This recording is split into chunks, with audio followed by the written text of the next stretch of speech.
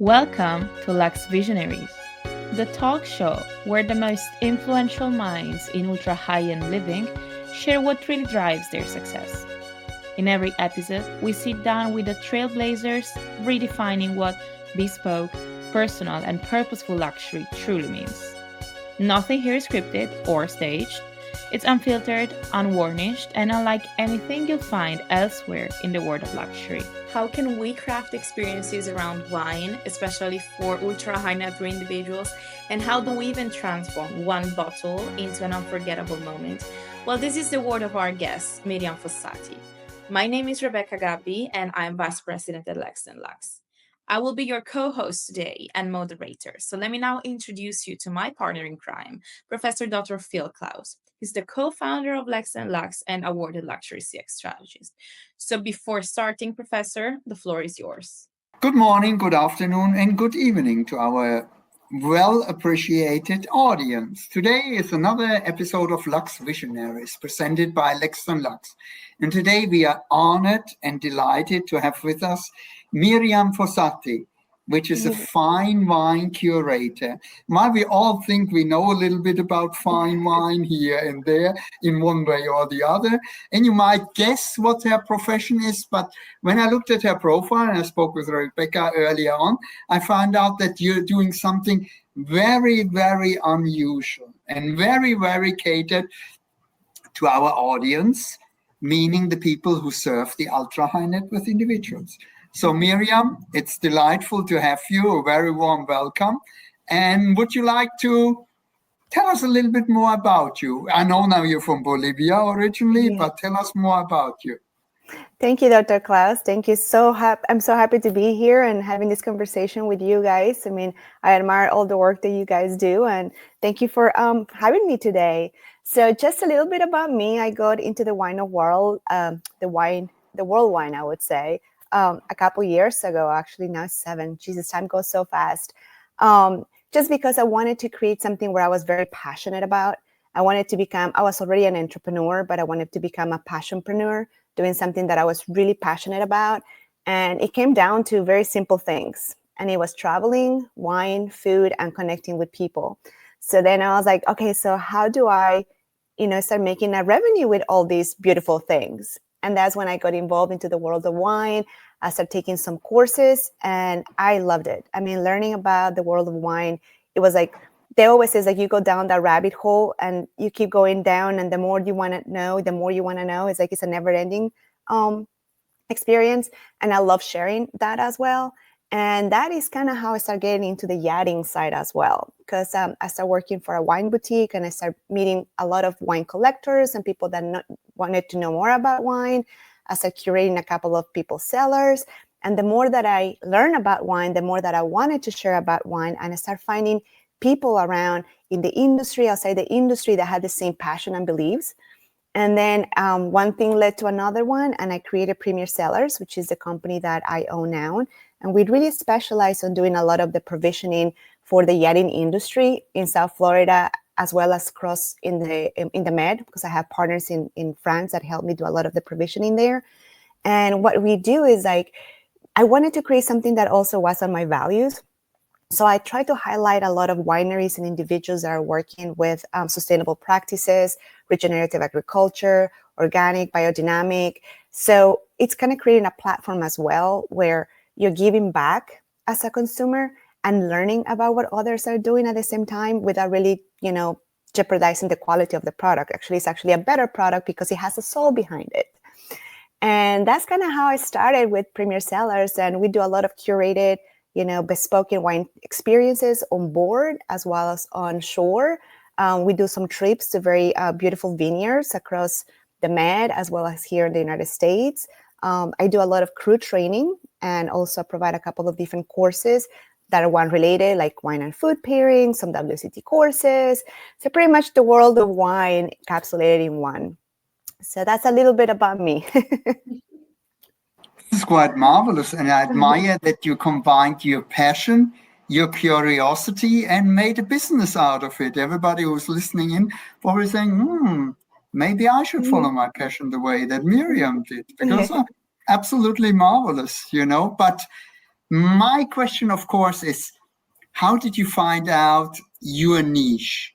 Where you say also the combination between wine and yachting is not, and then becoming a curator and having your cellar business. It's very unusual. How did you, how shall I say, stumble across it, or was it like what was the eureka moment where you said, yes, this is what I should do?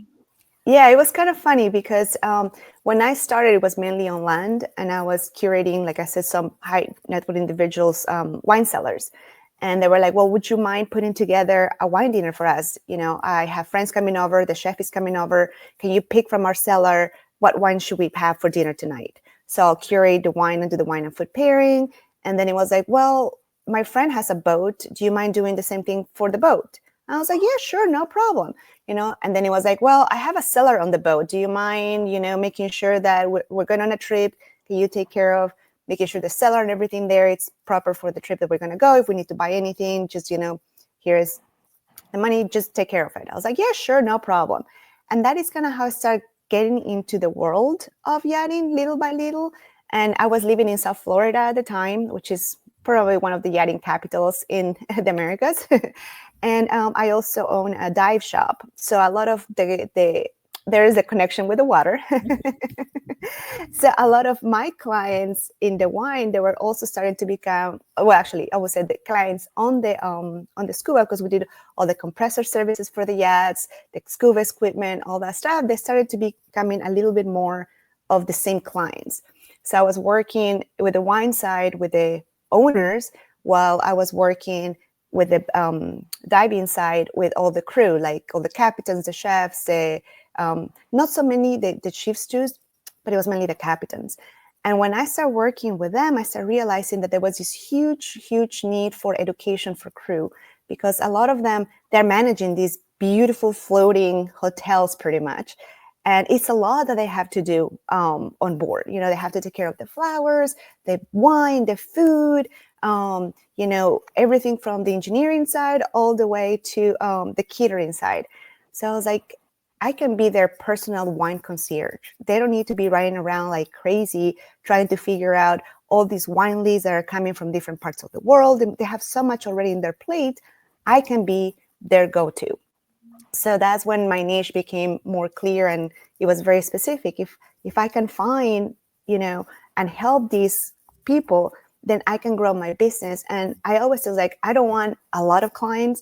I want those clients that we are partners, that are, that they can pick up the phone and be like, okay, I need this. And I'll be like, if I have to fly it in for you, I'll have to fly it in for you, because when you are there, it's my goal to make you shine. As your service provider, as your partner, my job is to make you shine. And that's what sometimes even for the crew that are new into the business, I give them wine notes, I give them food pairings, any information that can help them, that whenever they're presenting that wine to their clients, they're creating an experience. Because at the end of the day, that's what we all want. We all want to have that experience with others. Sometimes you might not even remember the wine that you're having, but you'll remember who you had it with, where you were, the conversations, and it might tie all in. And that's what I think for me, wine is. It's that luxury. It's the luxury of time that you share it with others. It's combining all that together that makes it special.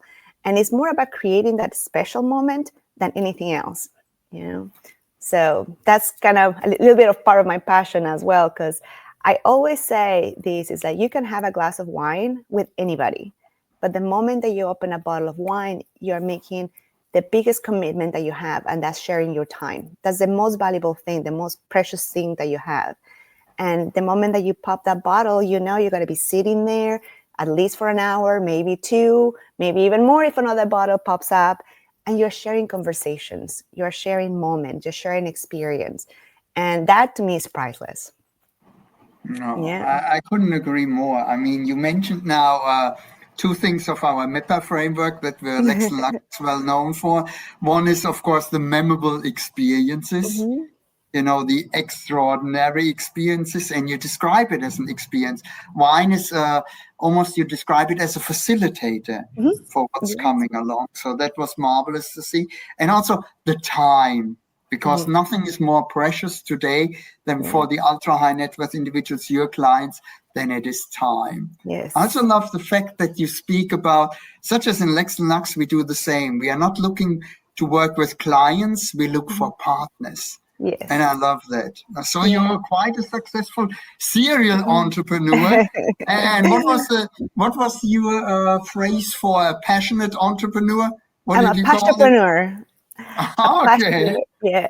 It's funny because I was an entrepreneur for many years before, because I was doing some consulting. I come from the international global business. I was doing product development, all that. It was fun. I loved it. It was very creative. I got to travel, but it got to a point that I was like, something was missing. And it was like, the what next? And sometimes it's very difficult to have a complete career change. I was in my, by that time, early 40s, so I was already in the peak of one career. And then I was like, okay, I either continue on this path or I reinvent myself. And I was like, well, I want to be doing something that if I'm lucky enough to be in my 90s, and I'm healthy and active, I still want to do it. I don't want to feel it like it's work. So I was like, okay, career change it is, but it has to be in like really ingrained and in tune with your personal values and what you see life and how you live life. And to me, life was that. It's like, when I travel to a place, I want to know the culture of the place. I want to get immersed in the place. And I found that through wine and food, you get to do that. Because you go to a place and you start eating the local food. And then you start asking questions and you start meeting like the waiter or the restaurant owner and you start asking them about it. Same thing when you go to a vineyard. When you talk to like a winemaker or like a vigneron, they can tell you their entire life based on the vintages. And I asked one time, how do you remember all that? Because they were like, oh yeah, on this year, that's blah, blah, blah. The weather was this and this happened and that happened. And I was like, how do you remember all that? And he was like, it's our journal. You're like, we're living this month to month, day to day. I know this year because my daughter was getting married and it was a rainy day and we had to stop harvest because, this and that. And like, it's their entire life that is in that bottle of wine. So when you take the time and you sit down with them and you talk about them and you share some food and some wine, you get like history, you get stories, you get behind the scenes, how it was made. It's like, it's so fascinating, but it's that connection that you get through wine and food, really. Oh, that sounds marvelous. When your job description, for the lack of a better word, says fine wine curator. And when we think about curators, we're thinking about museums, galleries, and so on.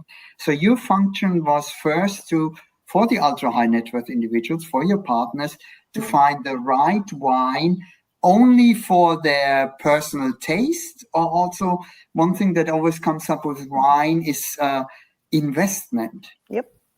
Yeah. So it started with both.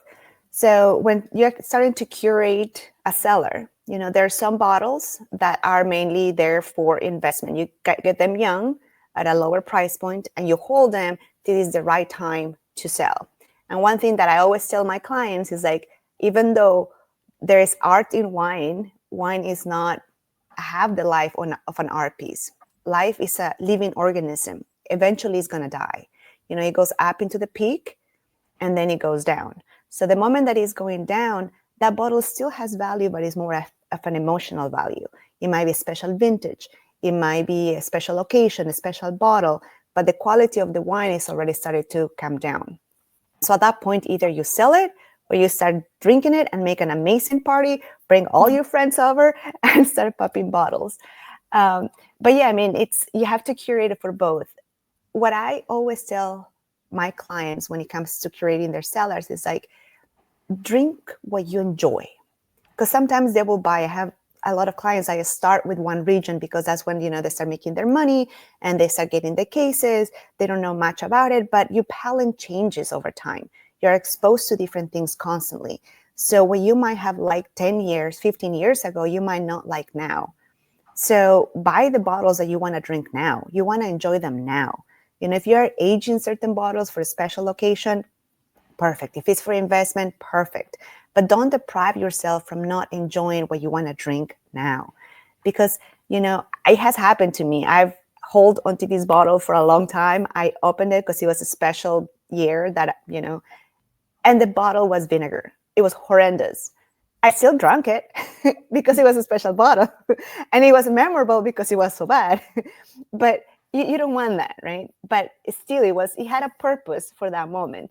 But if you are curating a cellar, you have to have different types of purposes. And starting with that is like, what is it that you want your cellar to be for? Are you collecting? Are you enjoying it? Are you sharing it? And then we organize it based on that. You want to explore the world through wine, then I make sure that we start picking up hidden gems of areas that might not even be known. Producers that may be so small that it's very difficult to find. But it depends what is it that you want to do with your cellar. So it's always starting with that. It's like, what you want your cellar to be for. I have some clients that they have a couple cellars and they have a beautiful setup in their home, and it's a masterpiece. All the collectible bottles are there because when people walk in, you want that wow factor. It's like, oh my gosh, do you have that bottle? It creates a wow factor as well. And it has a purpose because that also shows that that person has been collecting for a long time. There are certain, you can make a lot of, understand a lot about that person based also on what they're drinking, where they've been, what they like. So I always say, like, it's also a reflection of your personality and what you want to showcase. Like, I have a beautiful art back there. It has a story. If you walk into a house and you have a beautiful cellar, that cellar also has a story. This would be my follow-up question, because I was wondering if you, before you start designing it, do you have a lot of conversation with your clients and then try to create a cellar that pretty much tells also their story, not just the story of the wine? Yeah, it's very important to have that conversation, and more than one. You get to know them, like I was saying, like they become your partners. So by the time I'm done with a cellar, it's like we know this person very, very well. I've been in their home. Very intimate. Very intimate. You know a little bit more about their habits and what you want. And you need to know that because they're the ones that are going to be using that cellar. So you're building them, for their use. I have some clients that they love to party. So they have a cellar that I tell them, the middle bottles do not touch. Anything above and below, just go on it, right? Because the middle side is going to be the ones that they're letting them age, they're collecting, but the other ones is the ones that were constantly being depleted. And you keep switching them around. So they have a purpose because they're like entertaining a lot. And they know if they want to pull a special bottle, they pick it for the middle. So you build them based on what their lifestyle is, what they want to do. So that's definitely like one of the most important things is having a lot of those conversations constantly. And many times I've been called back to be like, okay, I'm done with Burgundy. I'm, exploring Italy now. So I need more of these wines. So can we like reorganize? I was like, sure, we can reorganize. So it's a constant development, Oh, that's quite interesting to hear, But why in the middle? Why the most valuable one in the middle? I thought if you have a party crowd, you put them away somewhere else where no one's going to touch them or put them by accident. Well, I always said by the middle because that's your eyesight. So even because that's your centerpiece, your showpiece, right? So those are the wines that when you're walking in, it's like they're going to be the statement piece of the cellar. You're probably not going to be paying much attention to the tops and downs. So it's like you usually put the lower price point in the bottom, like in a real retail store. Same thing as the retail store. Yeah. So like if you want to go lower price point, pick up from the bottom, then is the top, the middle is a do not touch unless it's a special occasion. So it's easy even as a consumer because we're already predisposed because of the grocery store to kind of shop that way. So makes sense. Yeah. That's my retail background. There you go. Well, lots of backgrounds mixing there. And by the way, I can very well relate to the story that you said because I changed my life also in the early 40s from one career to the other. So well done for you. Good.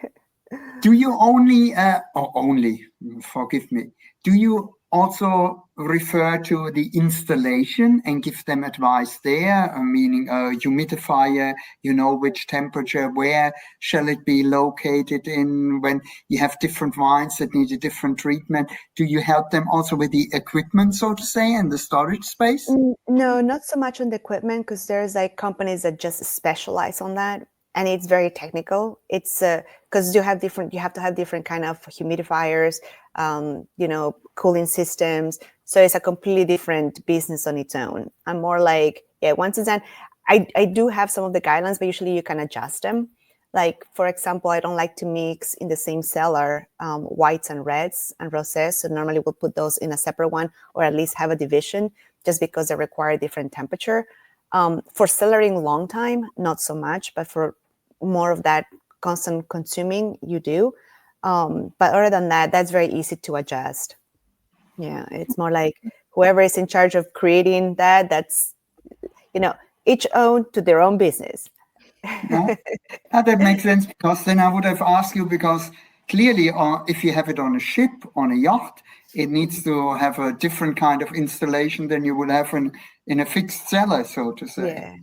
Yeah, the yacht cellars are very interesting, because unless it's a private owned and the cellar was built as part of the boat, it's one thing. But most of the other ones, I don't know why it is, but wine becomes like a second thought. So it's funny. Like, so you'll have the wine coolers, but they have to be constantly replenishing them, because they're not big enough to have like all the wine that they buy. So I've been in some boats that crew has to be so creative, because they have to stack bottles of wine everywhere that they can find a space for them. And they need to remember where they go, where, what's coming, what's going, and constantly be replenishing, especially if you have one of the charters. You have sometimes the clients' wines, and then you have the charter wines, and keeping them apart. It gets, I can tell you, it's like the magic that they do in those boats. It's pretty amazing, because just keeping track of all that, I'll be going crazy. Yeah, because they have limited resources that comes with it. And I also was wondering, the wine that is normally stored on the yacht will not be the investment wine, I reckon, will be something for use. Yeah, normally if it's like a lot of those very special wines that will be flown in for that particular trip, but it will not probably stay there, just because even on the best boats, you might have issues with electricity and going up and down. So you have a lot of other variables that you have to consider. So most of the larger collections will not be on the boat. They'll just, be flown in for that particular trip, get replenished for that particular trip. They'll have a good amount of them, but it'll be more of those that you can replenish them much easier than others. Yeah. With all your knowledge, Mrs. Fossati, do you also have then an opportunity to speak with the yacht owner about their itinerary? Like, we're going there, and you say, oh, while you're there, this is really a vineyard you should focus on, or try this one out. Do you do that too? Yeah, not as much, because when I start working more with the crew, I'm kind of like assisting them more than anything. The clients that I had on shore that actually do have the boats, with those I have a more of a personal relationship, I would say. And with those, we've done like particular trips. Like, I have a couple of wineries that are in the Med. One is this beautiful winery that is in the Vaucluse area. It's inside a UNESCO park. They're completely like isolated in their own little bubble. They do everything with regenerative agriculture. And it's not easy to get there, but you can get there from Avignon. You can either go by land or you can take a chopper. So some clients, they'll, have their boats there, and if they're able to have a chopper on board, they'll just fly in for the weekend and then come back. So those are like the special things that you can do for clients that is not easily available. Like people like you and I, we still can go there and enjoy, and we're going to have an amazing experience, because this winery really makes an experience for everybody. But if you want to have a little bit of more of that privacy, you can book the entire villa. You can go there and you have completely outside privacy, because like I said, it's like you're really in the middle of a UNESCO park. So, it's marvelous. Which is marvelous. To some, privacy is, their luxury. Whenever they're able to get that privacy, it's, the thing that they're looking for, because of the lifestyles and lives that they have. For you and I, is like, I don't care about the privacy. I just want to go to the vineyard, enjoy amazing wines, eat food, talk to people. We all have our different ways of our different luxuries. That makes sense. For your clients, do you also attend auctions? I've done a few, but not that many. There's a big one here in Napa. That's something that it's interesting because a lot of them, they either don't have the time or they'll send somebody else to auction. But for the clients that I've been working in, they love the shopping off. They like to go to the winery and buy there. So it's more of that experience. There is a big market on going to auctions, but those are more the ones that are like buying it for investment. And even now in a lot of wineries, you can even buy at auction and keep it at the winery. You don't even have to retrieve that, because with all the NFTs and all those, now they will put the seal on the bottle and you can actually like buy some really expensive bottles of wine and you can trade them and sell them, but that bottle never left the winery. So it's a different kind of market, different kind of, wine business, I would say. Yeah. Doesn't sound like the kind of business you prefer. No, I like more that one-on-one connection, right? I prefer to go with my client. Let's go visit this winery and like, let's provision that way. Exactly. Did you ever come across some, when you buy something for your clients, that you say, oh no, I'm going to keep that for myself? All the time. I don't have their budget, but I have their credit cards. So when I wipe for them, I feel like, oh my gosh, I cannot believe I'm making this purchase. And they're like, you're sweating a little bit, but then you receive it and it's like a baby. It's like, oh, let me handle with care. Are you okay? And they put you like right in the saddle. Don't wake up the baby. So it's also amazing for me to be able to, see these bottles of wine sometimes that you only see them on books or you hear stories out there. So it's very, great for me, I would say, because I've been exposed and I've been lucky enough that a lot of my clients are also very generous. So when I was, many times they'll invite me over and be part of their dinner, or if it's like, if I'm curating and I've been like eyeing a bottle, they'd be like, just take it, enjoy it at home, because like I said, you develop these relationships and they care for you, the much as you're caring for them. So, and I've been lucky that everybody that I worked had always been very generous. So I've been able to taste some amazing wines in my life. I'm sure you deserved every single drop of them. Thank you. And it's delightful to hear that you also receive value in kind, so to say. Yes. I was just like, I can work for wine. Yeah, don't pay me. I just take the bottles, one for you, one for me. Yeah. Do you collect wine too? I do. I like to pick, I have 7 nieces, so I've been trying to get one for each of their vintages when they come. Special bottles, like sometimes on trips that I go, like every time that I go to Europe, I always bring a suitcase that's empty because I'm going to fill it up with wine, so bring it with me. It's just because to me, it's a memorable thing, and sometimes when I open the wine here after a trip, it takes me back to that memory, to that trip. So instead of buying souvenirs, I buy wine. Oh, that's very nice. So I'm sure they also have, when you look at them, they bring back a memory just with your clients, don't they? Mm-hmm. Yeah, and that's the idea, with wine is like you want to create those experiences, you want to create those memories. And wine, like you were saying earlier, it's kind of like a little bit of that tool, that allows you to it. It might transport you to places. It's also funny because sometimes I have clients, I was like, oh my gosh, Miryam, this wine doesn't taste the same as when we had it in Italy. And I was like, of course, because you are not in the vineyard, you're not in Italy. Yeah. It's like, it's going to taste different, but it does take you back over there because you remember it. And they were like, yeah, that's true. And it's like, you're just creating new memories and you have a story to tell from that trip now. Yeah, that makes complete sense.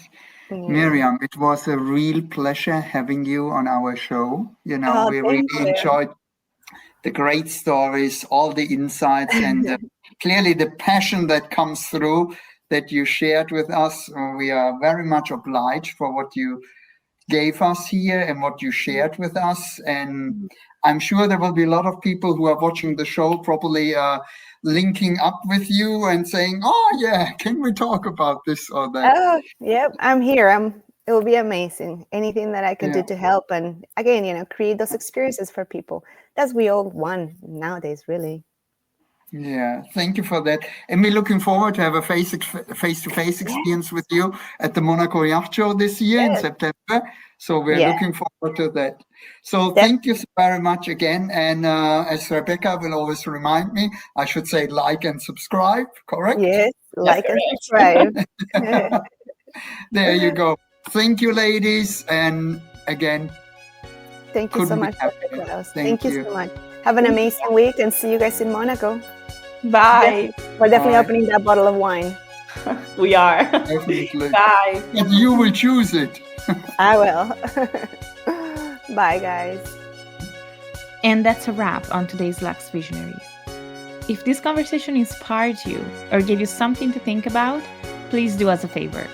Follow, subscribe, and share it with those who appreciate real insight. The future of luxury isn't coming, it's already here. And we're giving you the front row seat. So until next time, stay bold, stay curious, stay visionary.